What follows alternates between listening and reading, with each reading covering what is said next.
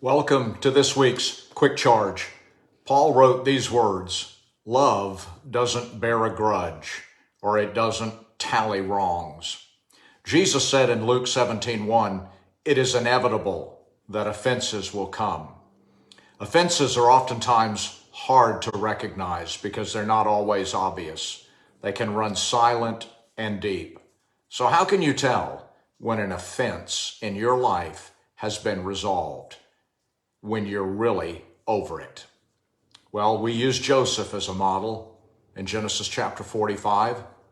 And here are some of the indicators. The first one is this: you have no desire to hold people at a distance. Offense separates us. It creates distance. It isolates. And the scheme is always to divide us and to disunite us because we're more effective and we're more powerful and we're more successful when we're united and together. And so Joseph simply said in verse 4, come near. He didn't maintain any physical or emotional distance. He didn't try to avoid them or keep his distance. Remember, the offended older brother to the prodigal, he would not come near his brother.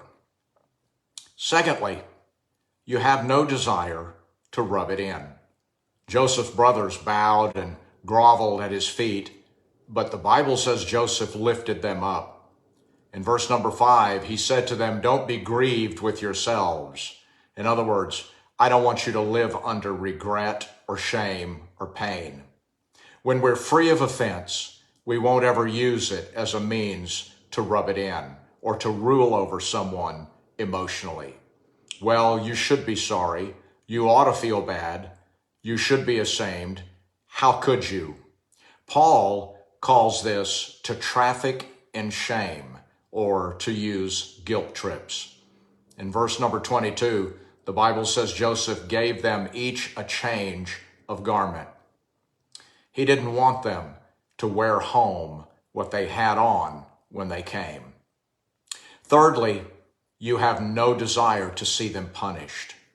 Joseph's perspective is God did this, not you. God has ordered all of this in order to bring much good and much glory out of it. There was no vindictiveness, no desire for paybacks, no secret wish for them to crash and burn. He didn't secretly curse them or wish them harm. He didn't think they had something coming or that they deserved punishment. And lastly, you have no desire to expose them. This is one incredible tale. The meanness, the hatred, the mockery, the conspiring is really unbelievable. Joseph had stories that he could have told, some things that he could have said about them. They could have had a reputation in Egypt before they ever arrived. But he didn't want what they had done to be passed on, not even to one single person in Egypt. He never told, not one person. He never said a word. He didn't dish any dirt on them because there was nothing to dish. It's finished, forgiven, forgotten, and it's over. He even named his firstborn Manasseh, which means God has caused me to forget all of my father's house. So it matters not what has been done to us. It only matters what we choose to do with it. Jesus said in John 20:23, if you forgive someone's sins, they're gone for good. If you don't forgive sins, what are you going to do with them? This verse is not about people sinning against me, but rather what I do with it when they do. The question is a good one. What are you going to do with them? Unresolved offenses will mar your life physically, emotionally, relationally, and spiritually. So the question is, are you really over it? Now is the time to make sure.